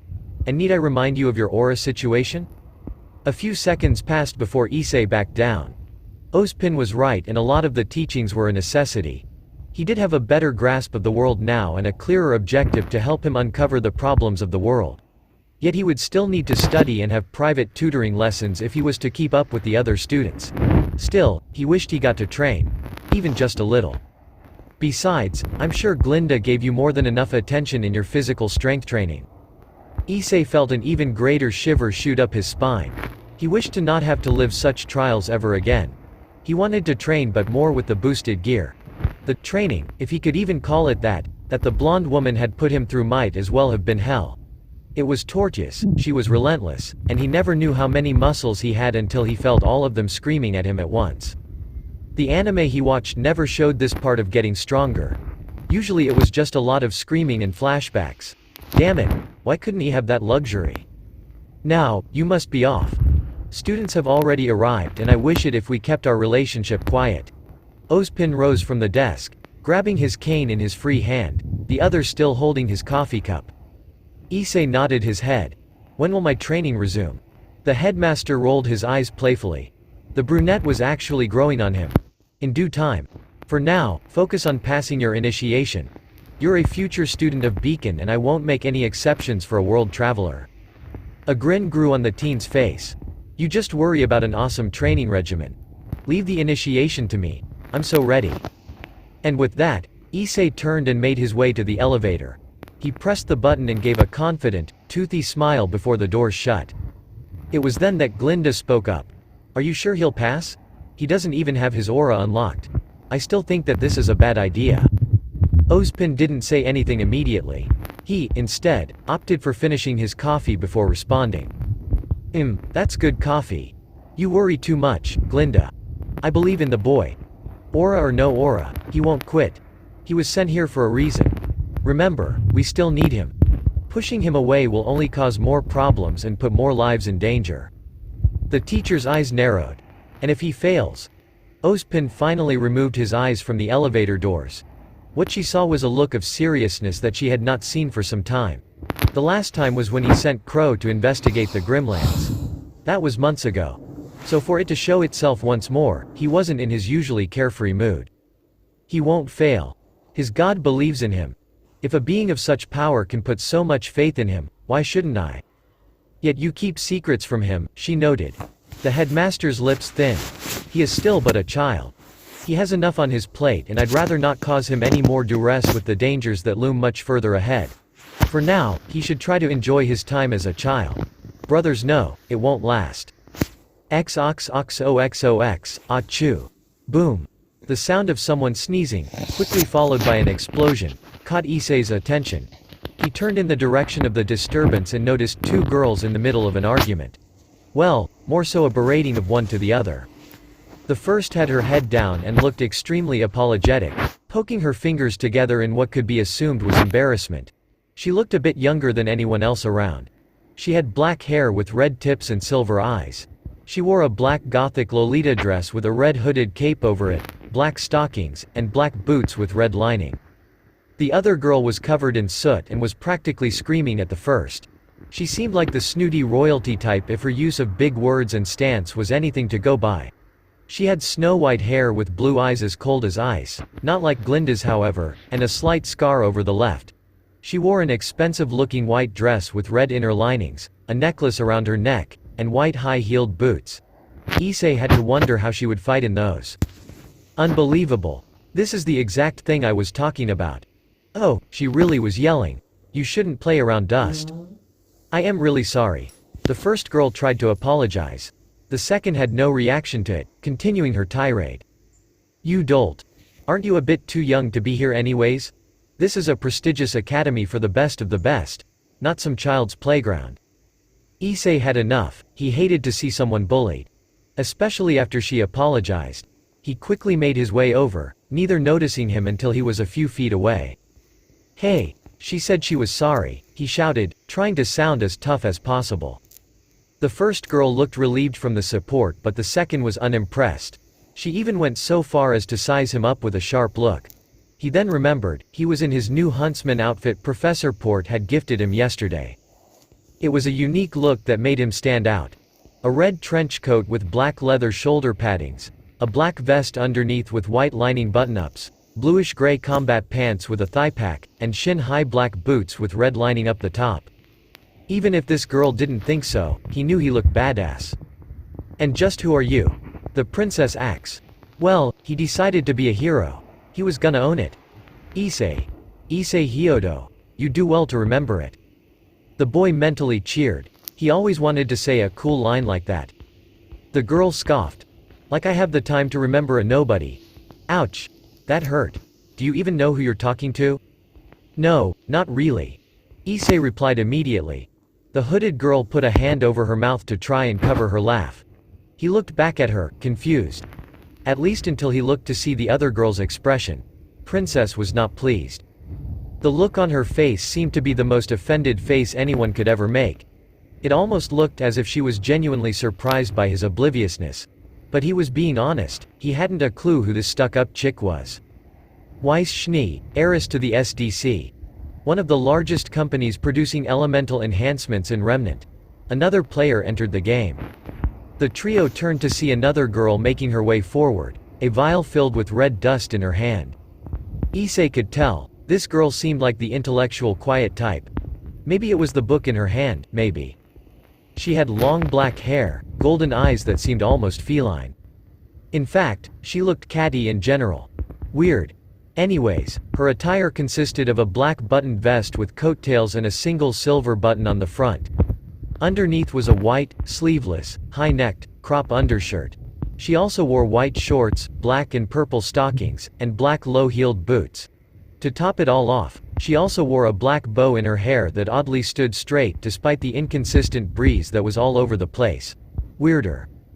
Finally, some recognition, the now named Weiss spoke up. Seems she didn't care much for the small details. She was just happy someone recognized her. The same company with controversial labor forces and shady business partners, the new girl then added. There was a moment before the heiress registered what she said. Gratitude turned to annoyance, her limit finally reached. She quickly gathered her spilled suitcases before turning and stomping away. Issei could call that a win. He didn't do much but it seemed to have warded off the threat for now. Hopefully he wouldn't have to deal with her again. She was pretty but a little too high and mighty. No thank you. There was a tug on his coat sleeve and he turned to see the hooded girl. Ah. Thanks for, helping me, she said shyly. Issei couldn't help as the word cute flashed in his mind. It was just like, Yuma. No, this is a new world.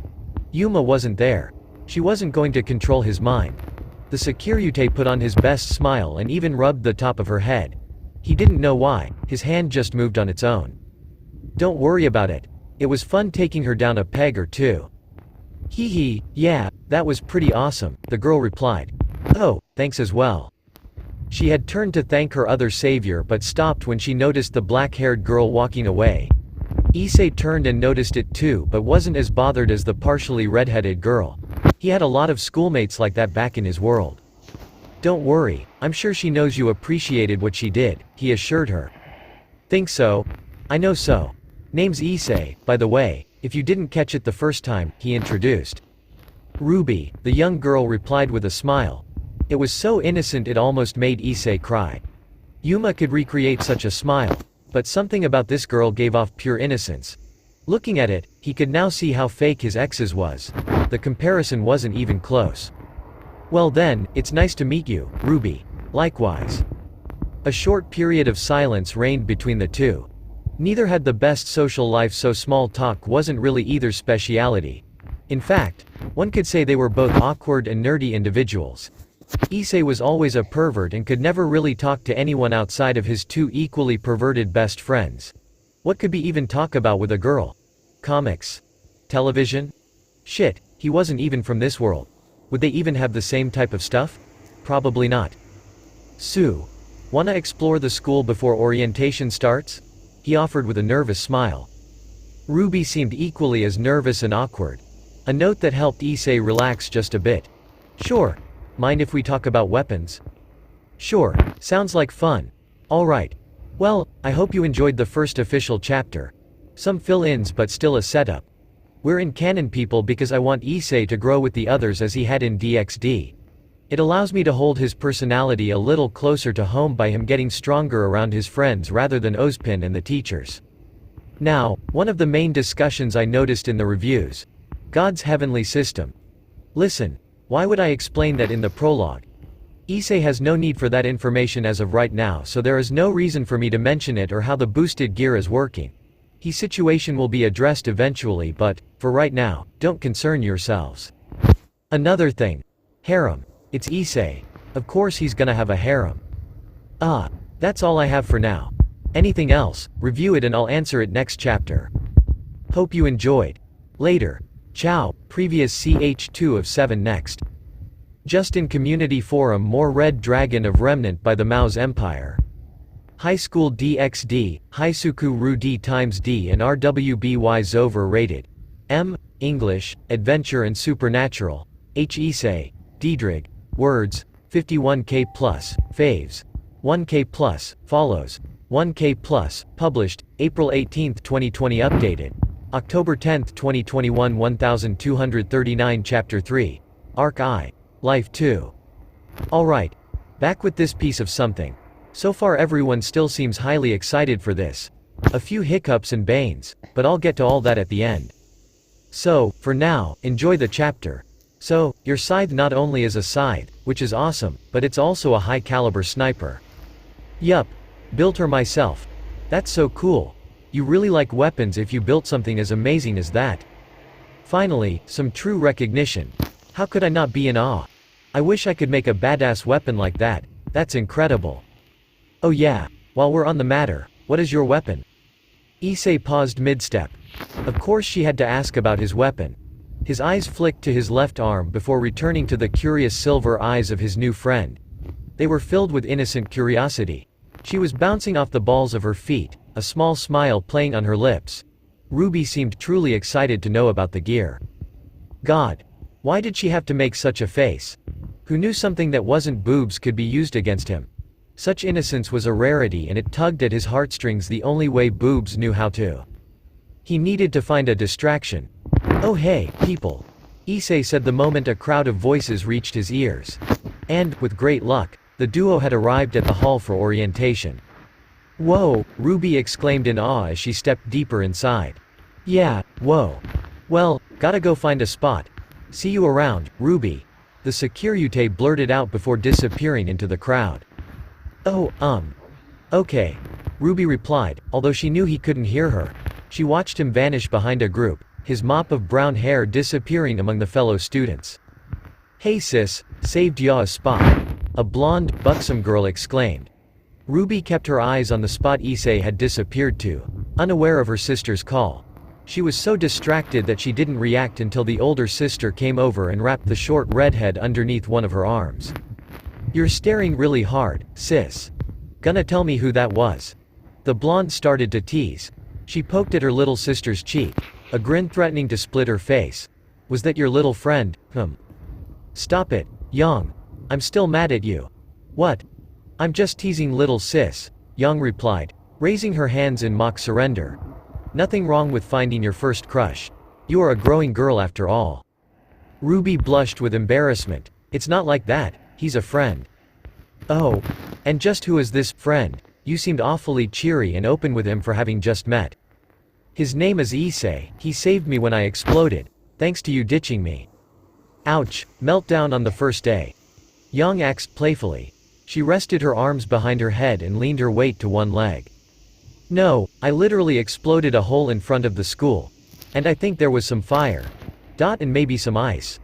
Ruby placed a finger to her chin, trying to remember exactly what she blew up with. Are you being sarcastic? Yang asked, raising a brow. Ha, I wish, the younger sibling sighed. I knocked over some prissy girl's luggage, then she yelled at me, then I sneezed and everything exploded, then she yelled some more, and I felt really, really bad, and I just wanted her to stop, and then Issei came in. You! A voice shouted from behind her.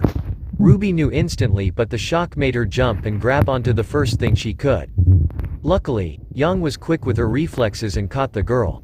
Although she, too, looked just as surprised by the interruption. Oh gods, it's happening again, the Reaper girl cried. You're lucky we weren't blown off the side of the cliff. Weiss berated, stomping her foot for dramatic effect. Oh my gods, you really exploded. XOXOXOX. After Ozpin had finished giving his speech, if one could even call it that, Professor Goodwitch had followed up with what was to be expected for the remainder of the day.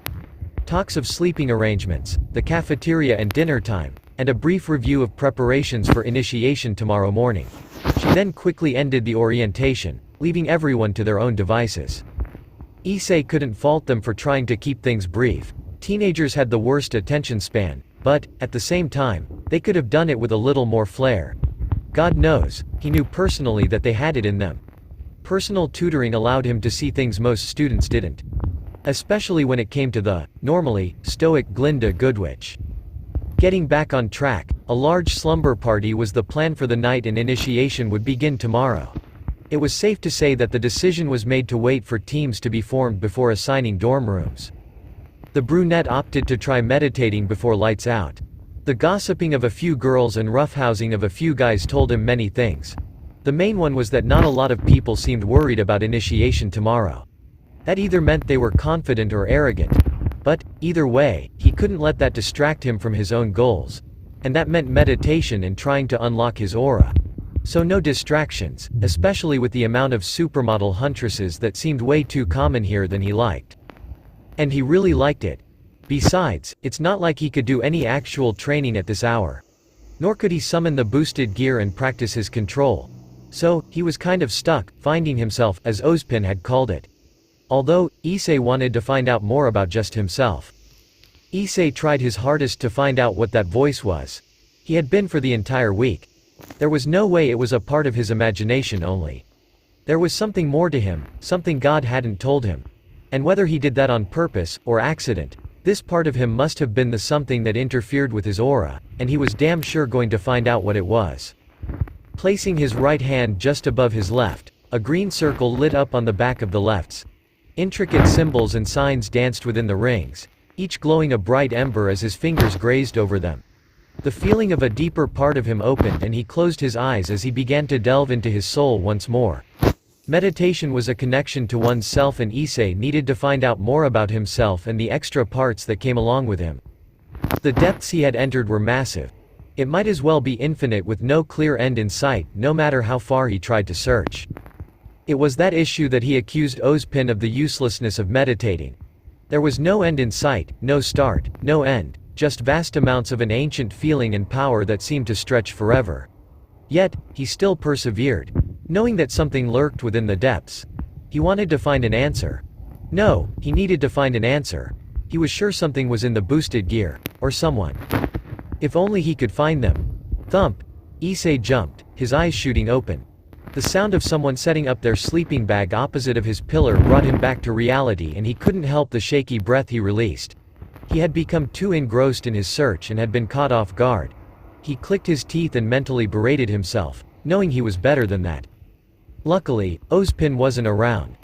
Issei rubbed the top of his head, remembering the endless wax from the headmaster's cane whenever his focus slipped or he became unaware to that which surrounded him. Always to be lectured that achieving the perfect balance would allow him to unlock the full potential of the gear. Physical strength could get him far, but mental strength would make him unstoppable. Meditation was to heighten awareness and attention, not allow it to slip. This search was a difficult wall to climb, and at the start of it all too. The boy released a heavy sigh.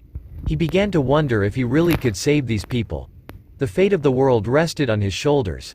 Such weight was starting to pull him down now as he felt doubt in himself. Was he really supposed to be a hero? Was he the one who was supposed to save this world? "I know you are, my son. Safe travels and good luck." God seemed to believe in him. The brunette wondered if he could believe in himself too. Looking past the pillar, Issei noticed it was the bow-wearing girl from earlier in the day. She had helped him take that heiress girl down a few pegs. She looked to be reading the book that she had in her hand earlier and didn't seem to have noticed him yet. But that was natural. He was an average kind of guy who could mesh into the background when he wasn't doing outlandish things. When he wasn't perving, talking about tits, or openly discussing porn. The brunette found that he was essentially invisible to the students' body back at Kuo Academy. At least, of all people, it was her near him. She didn't look like she would bother him as long as he didn't bother her. It seemed all she wanted to do was rest in peace. It was why he chose to sleep there, keeping to himself. It kept him from the guys wrestling and also didn't allow him to see most of the girls, as well.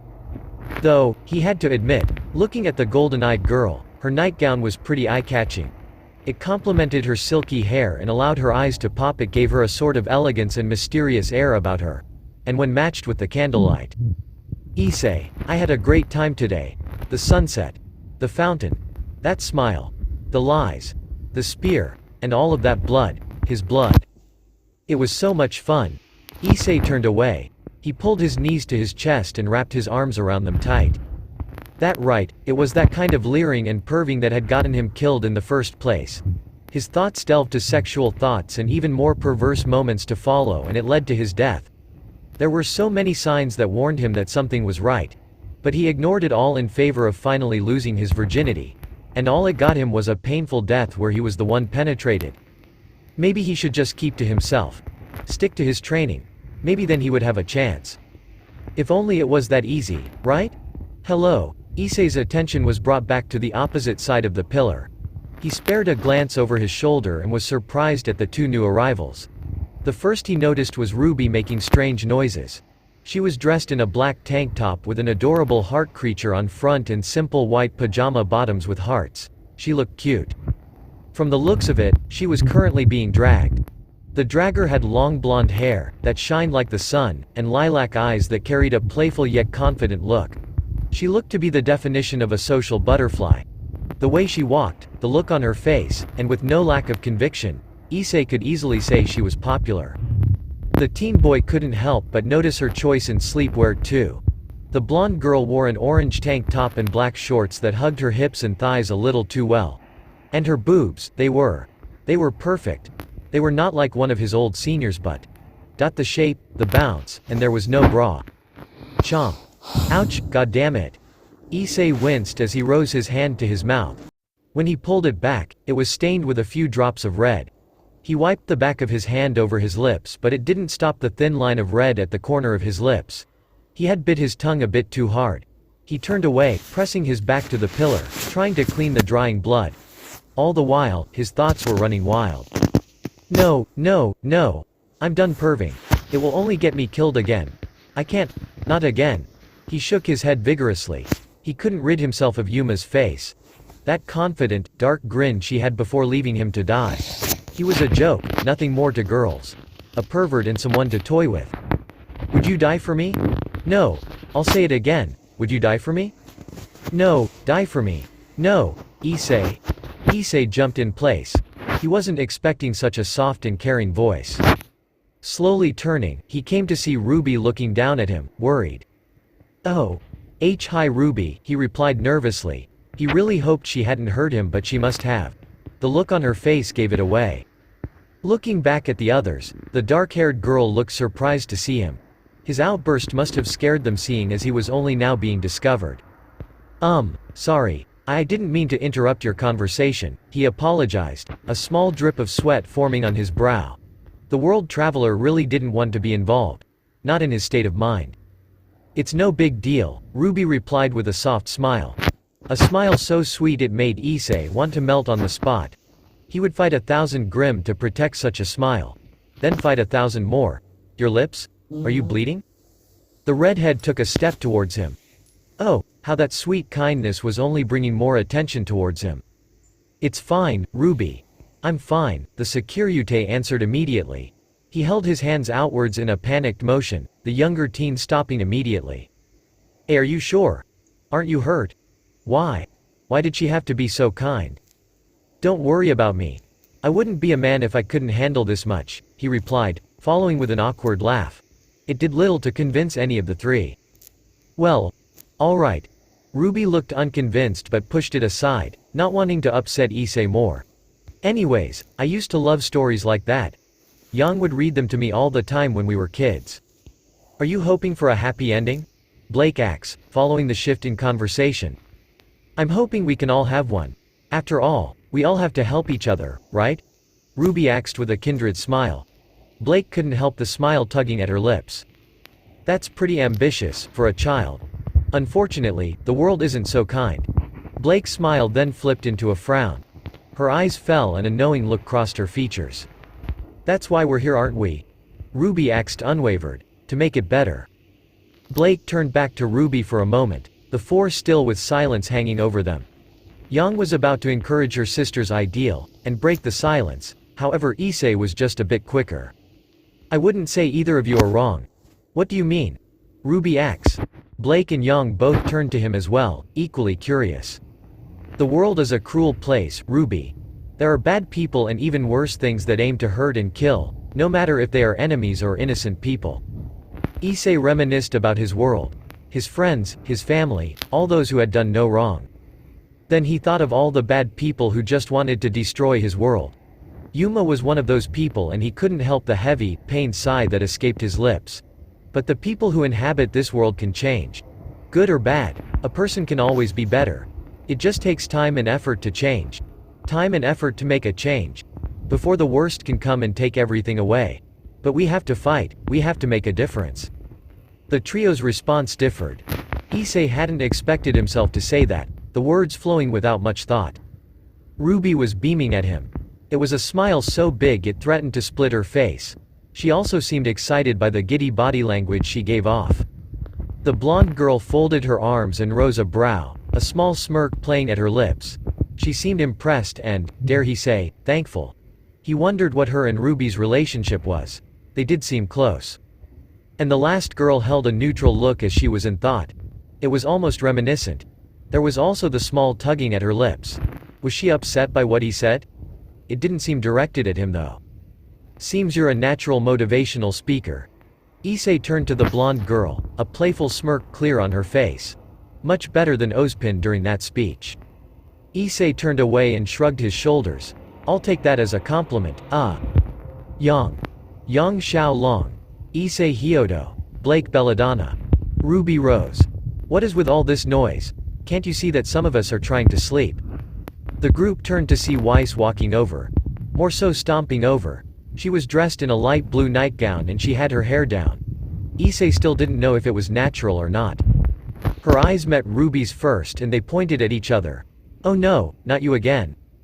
Of all people, it had to be you. The heiress groaned, pinching the bridge of her nose. I said I was sorry. What more do you want? Ruby apologized, distressed. Oi, what's your deal with my sister? Young Axe, standing protectively by the smaller huntress-to-be. So they were sisters. She's a hazard to my health. Weiss snapped back, stomping her foot childishly. As they continued to argue, Issei and Blake sighed simultaneously. The former just wanted to be done with everything that happened today. He was stressed and exhausted, and the likelihood of meditation was thrown out the window with the three girls' constant bickering. No point in staying up, Issei muttered. Agreed, Blake replied, closing her book with an annoyed expression. Guess it's an early lights out then. It would seem so. Care to do the honors? Blake leant over and, with one gentle breath, the flame was extinguished. The room was engulfed in darkness, promptly stopping the trio amidst their shouting match. "Hey, who turned out the lights? XOXOXOXOX. Wonder what those two are so worked up about." Ruby spoke out loud. She watched as a ginger-haired girl and boy with a magenta streak walked by, the former talking about a plethora of things and the latter merely listening and nodding. "Oh, who knows," Young replied with a shrug. She threw a few test punches before she adjusted her gauntlets once more. "Anywho, what's got you so chipper today?" "Oh, you know. The awkward talking phase is officially over. Now I can let my sweetheart do the talking for me." Ruby giggled as she held Crescent Rose in her arms like it was an actual baby. Young watched her little sister giggle manically, caressing and kissing the side of its dormant form. "Well, Ruby, you gotta remember, you're not the only one going through initiation. If you want to grow up, you have to meet new people and learn to work together." You sound like Dad," Ruby groaned out. "And I don't need to meet people to grow up. I drink milk." So, what do you plan on doing about teams, sis?" The buxom blonde asked, trying not to sound suspicious. The red and black-cladded girl looked back at her sibling with an arched brow. "What do you mean?" "I'll just be on your team," Ruby stated as if it was the most obvious thing. Young rubbed her arm nervously. She looked a bit uncomfortable as she shuffled her feet as well. This made Ruby knit her brows. Well, maybe, just maybe, I was thinking maybe, we could be on different teams." She avoided all forms of eye contact with her younger sister. She wouldn't dare look at those eyes that made her submit to her sister's whims. However, it made the gasp from said sister all the more painful to hear. "Yang Xiaolong, my dearest sister, my rock. Are you actually implying that you don't want to team up with me?" The older sister made the mistake of turning back. The hurt and betrayal she saw almost made her want to say that it was a joke. She almost apologized and told her that they would definitely team up. Keyword, almost. This was something she needed to do, for her sister's sake. Yang averted her eyes once more. She rubbed her arm and shifted her weight from one leg to the other. "It's not that, Rubes, it's just. Well, I think being on another team with other people will help you socialize a little better and, finally break out of your shell." Ruby pouted. She could see her sister's point, but that didn't help. She didn't want to socialize with new people. That was her problem. Yesterday should have been proof of that. The only other person who she had been able to talk to was Issei. Blake seemed like she just wanted to be left alone. And Weiss. Ruby felt she should try to stay clear of that girl. "Yang, I don't need to be on another team. And I don't need to break out of my shell." "What about Issei? He seems like a good friend. I'm sure he'd be a good teammate." "Well, yeah, but still. Seems everyone is uppity this morning," a new voice joined in. "Sup, life coach," Young greeted, relieved for the man of the hour's timely arrival. "Life coach? I'm far from it, I guess." Ruby turned to see Issei behind her. His eyes were to the floor and he was rubbing the back of his neck. It was similar to last night where he didn't make any real eye contact with her. She wondered if something was wrong. "Hey Issei." Ruby chirped with a big smile. The brunette turned to her and offered a light smile in return. He had no problem looking at her. "Morning, Ruby. Ready for the day?" he asked, no awkwardness or nervousness in his tone. Strange. "You bet. But Young said she doesn't want to be on my team. Can you believe it? She's so mean." Issei chuckled unevenly in response before he placed a hand on top of the short girl's head. She squeaked at the comforting touch. "Haha, shame on her, I guess. Tell you what, how about I join instead?" Ruby's eyes twinkled like stars. She nodded her head immediately, ecstatic at the thought of having her first friend on her team. That would be awesome. Heck yeah, you can. "Great, sounds like a plan then." He then casted a gaze to his side. Young, once more, was smiling at him. He quickly shot away, feeling his cheeks light up. "Well, I'll catch you guys later." And, like that, he was on his way again. He didn't even dare spare a glance back, still feeling the blonde girl's gaze on his back. Those eyes of playful confidence. Issei continued, passing other students, paying them no mind as he searched for his locker. That was until he found the damn thing. He'd have been happy, if not for someone standing in front of it. A certain someone who he didn't have the greatest first impression of. A certain heiress who was a bit too stuck up and prideful. A certain heiress he had, unfortunately, forgotten the name of. Was it sneeze? Ice sneeze, or something? The boy released an annoyed sigh. He needed to grab his outfit and change, so it was better to hurry up and get the inevitable conversation over with.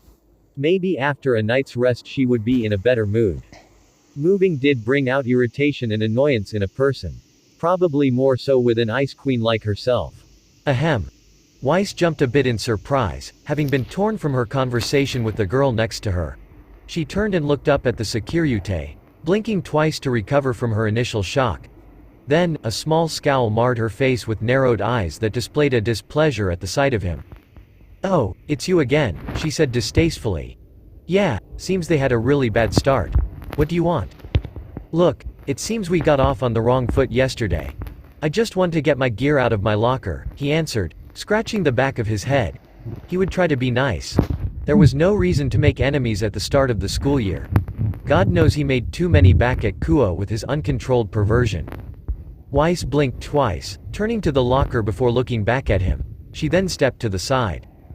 "Ah, I see," she muttered, a tiny hint of embarrassment coloring her cheeks. "I shall apologize then." Issei's eyes widened slightly. Had that really worked? "Yeah, no problem." Moving past her, he pulled on his trench coat and adjusted his straps and belt. Once he was satisfied, he felt two eyes on his back. Turning, he still saw the Ice Queen and Mystery Girl staring at him. Once his gaze landed on Weiss, she turned away and coughed into her closed fist. Ahem. Anyways, Issei, was it? Weiss began, garnering his attention. "Have you met Pyrenikos?" She then gestured to the red-haired girl beside her. Said girl waved back gently, a kindred smile on her face. "Hello," she greeted happily. It seemed like a practiced gesture, too formal with no real emotion about it. Issei felt wary of it. If there was one thing he didn't like, it was people acting. Everyone should just be themselves. "I've had a crush on you for a really long time." Issei bit the inside of his cheek. By the time he focused back in, it seemed he had upset the Ice Queen.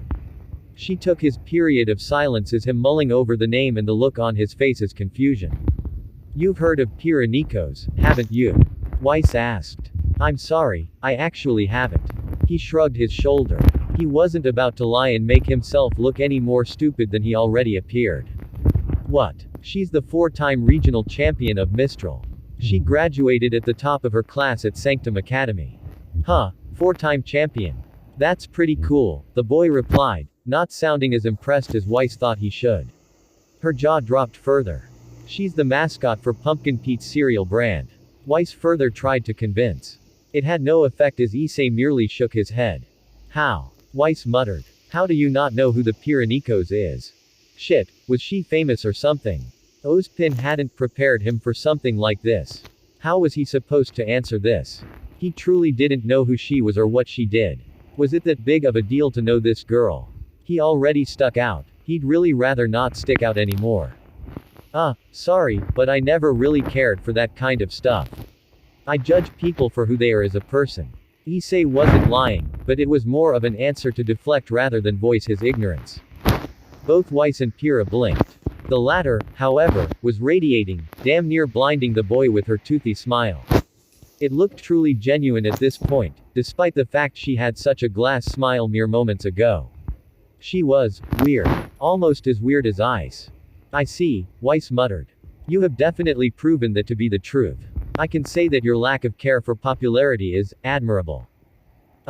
Thanks." An awkward air fell between the trio. Issei glanced to Weiss, who was trying her hardest not to look like she was staring. Then he turned to Pyrrha, who was still smiling, albeit not as bright as before. He didn't know how to really feel about them. They were potential teammates, but both were really weird, and this was coming from him. The silence wasn't helping either. So, Issei decided now was his time to take his leave.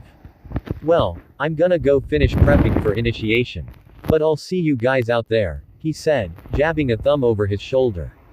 The brunette tripped over a mop bucket behind him, receiving a giggle from Pyrrha and a groan from Weiss. He shot back to his feet, his cheeks red with embarrassment. "So, yeah. Guess I'll see you out there.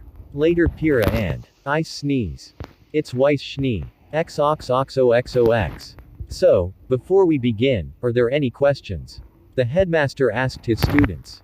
Why yeah, I have a, Issei began to say, raising a finger. He looked over the cliff seeing how far down it was into the forest. The very same forest he had been teleported to.